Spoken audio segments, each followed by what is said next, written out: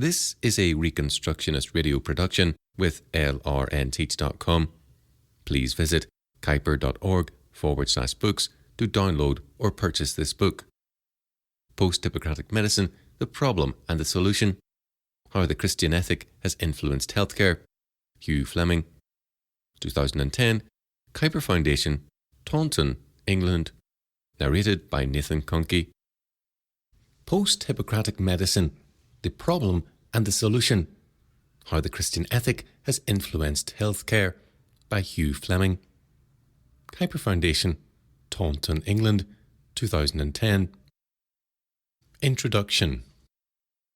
When first asked to present a paper to a society that had anything to do with medicine, I thought I was having a bad dream.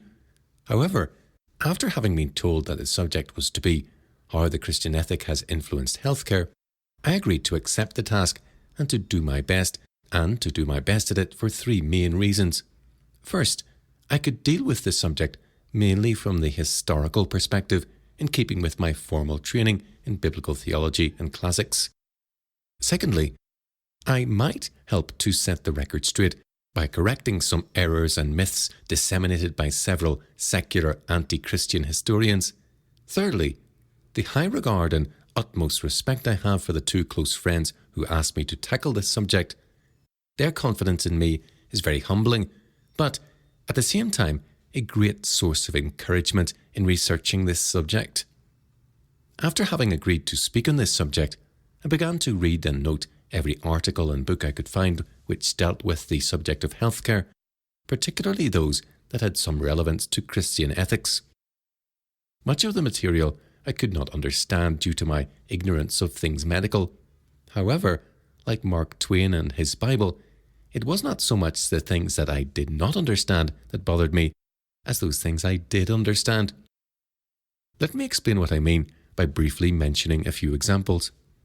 This information could lead one to believe that what has been called, quote, the golden age of medicine, end quote, may be coming to an end. I also believe that these examples show how the medical profession is gradually abandoning its Hippocratic tradition and its Judeo-Christian ethical foundation.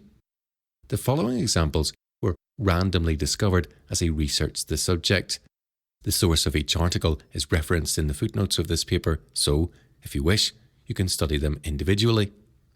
You can read all about babies being treated like a crop of potatoes in the new science of fetal harvesting. You can read all about women serving as breeders in surrogate motherhood programs. You can read all about the, quote, new growth industry, end quote, as it is called, of genetic manipulation in test tube baby experiments. You can read all about how the poor serve as guinea pigs in bizarre particle bombardments, or read about handicapped patients facing compulsory sterilisation, or the latest in genetic engineering, or, probably the most frightening of all, the revival of the racially motivated eugenic programs, and finally how two Wall Street Journal reporters revealed a tale of deceit and manipulation by the government, the media and the Centre for Disease Control in order to gain political support for the billions being spent on AIDS research and prevention. Dr. Leo Alexander, instructor in psychiatry, Tufts University Medical School, on duty with the Office of the Chief of Counsel for War Crimes at Nuremberg during the trials, made some very insightful observations as far back as 1949. In the New England Journal of Medicine, he wrote as follows, quote, whatever proportions these crimes finally assumed, it became evident to all who investigated them that they had started from small beginnings. The beginnings at first were merely a subtle shift in emphasis in the basic attitude of the physicians. It started with the acceptance of the attitude, basic in the euthanasia movement, that there is such a thing as life not worthy to be lived.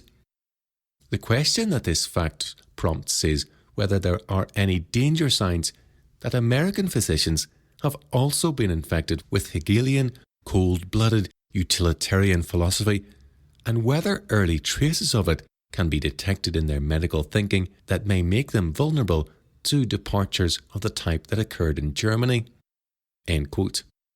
The, quote, golden age of medicine was built upon the foundation of the Judeo-Christian ethic and the Hippocratic tradition. It flourished because of this foundation.